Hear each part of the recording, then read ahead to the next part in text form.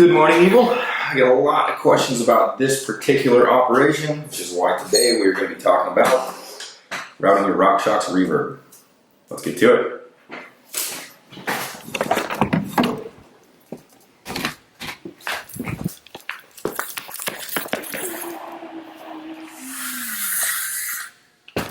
The Rockshox Reverb that we spec on many of our bikes is a hydraulically operated dropper post. Might be a little bit daunting to route. Today I'm going to show you exactly how easy it actually is. Alright, to make your life easiest here, you're going to want to disconnect the hose at the dropper end, not the lever.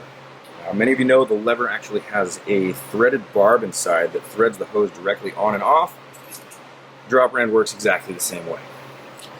So the trick to this, you want to keep the dropper upside down the entire time you do this operation. If the hose is disconnected, the dropper stays upside down. If you don't, you might lose some fluid.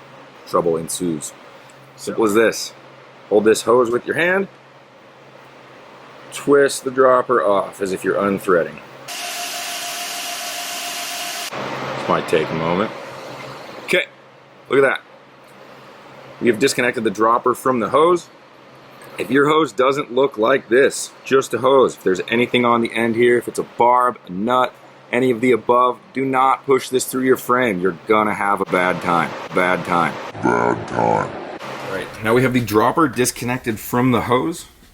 Remember to keep this dropper upside down the entire time you run this operation. We're gonna run the hose from the head tube, this little port right here, straight through, down, up the seat tube. All right, there we go. Okay, keep this guy upside down. Hose into the bottom end, thread it right back on the same way you took it off. Now, you don't really need to use any tools to tighten this.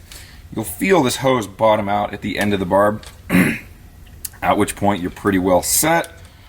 Run this guy back into the frame, tighten your seat collar with a 4. 5 Newton meters is not a lot. All right, now that we have succeeded in routing the dropper post cable through the frame, this guy's a little bit long. I'll show you how to trim this once the rest of the bike is actually built. But until then, hydraulics. How do they work?